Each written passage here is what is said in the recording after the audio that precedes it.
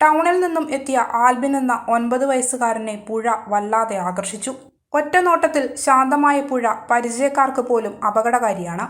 പാറക്കെട്ടും കുത്തൊഴുക്കും ചുഴിയുമെല്ലാം ഇവിടെയുള്ളവർക്ക് മനഃപ്പാടമാണെങ്കിലും വെളിയിൽ നിന്നും എത്തുന്നവർക്ക് പുഴയുടെ ഈ കടവ് അപകടകാരിയാണ്.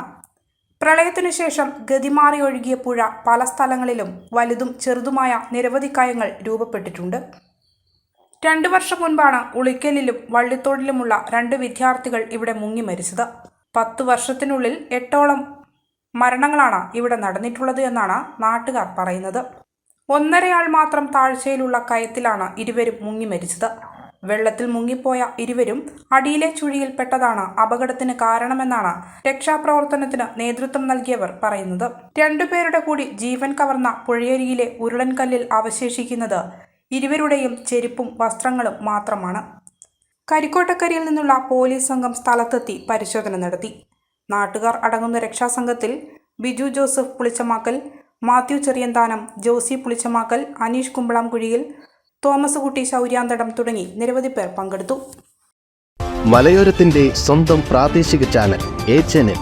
നിങ്ങളുടെ നാട്ടിലെ വാർത്തകളും വിശേഷങ്ങളും ഞങ്ങളെ അറിയിക്കുവാൻ വിളിക്കൂ 9447691771 9074215391.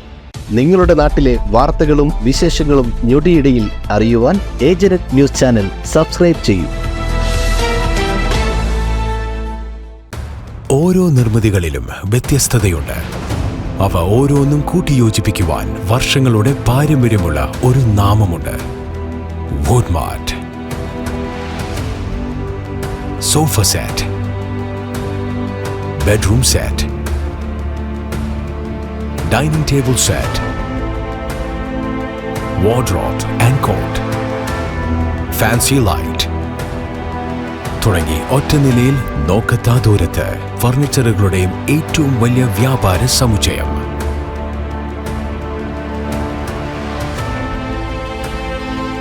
Woodmart, Edu Road, Madatiel, Irati Road, Mattanur.